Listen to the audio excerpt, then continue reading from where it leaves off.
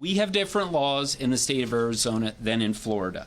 Florida does not allow for mail-in ballots to be dropped off at voting locations on Election Day. Florida early voting closes the Sunday before Election Day. Florida has a shorter period for voters to cure signatures.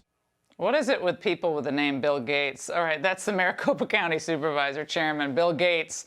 It's inadvertently revealed the solution. Joining me now, Florida Senator Marco Rubio, Vice Chair of the Senate Select Committee on Intel, who knew pretty early on election night that he crushed his opponent, Val Demings, to victory. Double-digit, huge win. Senator, congratulations.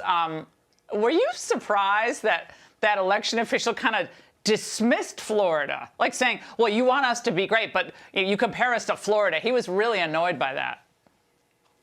Yeah, he's annoyed about being compared to a state that counted 7.7 million votes within 5 hours and throughout the day. I mean, a voter in Florida, when you vote, you know your vote's been counted. You can go online and check to make sure your ballot's been received and it's been counted.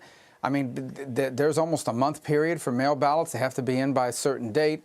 Depending on the size of the county, most counties have almost 2 weeks of early voting, and then we have an election day process. But we knew the night of before they had even announced the vote amount, who got what, we already knew by 7:05, because of the transparency, how many votes have been cast in the state.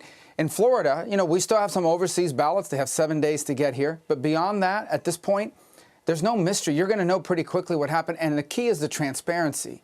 So you may fight about why someone lost an election or why someone won an election, but no one has to be worried about 300,000 ballots saying, 48 hours later, well, we still have 300,000 ballots that just came in yesterday, and another 50,000 may come tomorrow. I mean, in the state of Nevada, they're still holding on to some ballots.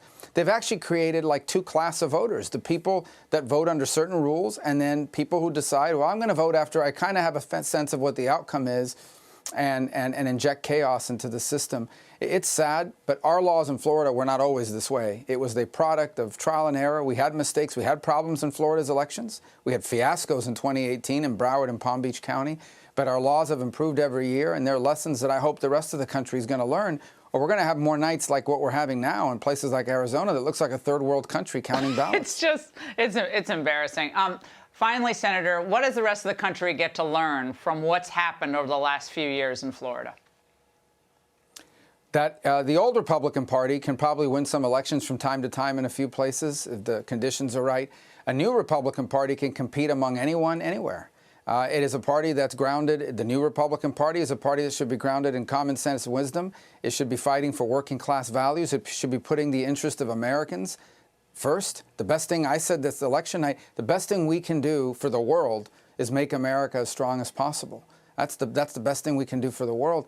And unfortunately, we have many people in both parties, but particularly the Democratic Party, they're constantly telling us that before we care about Americans, we have to care about people that want to come here illegally. We have to care about what deal they're going to cut at the UN climate scam.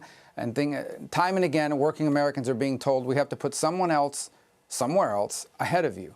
And a Republican Party that fights for working people is a party that has a chance to compete anywhere among any group in this country. Well, your victory, Senator, was just stunning, and we congratulate you. You fought hard for that, and you defeated a future Democrat star. At least that's what Ms. Demings was billed as. So congratulations, and we'll have you on soon. Thank you so much.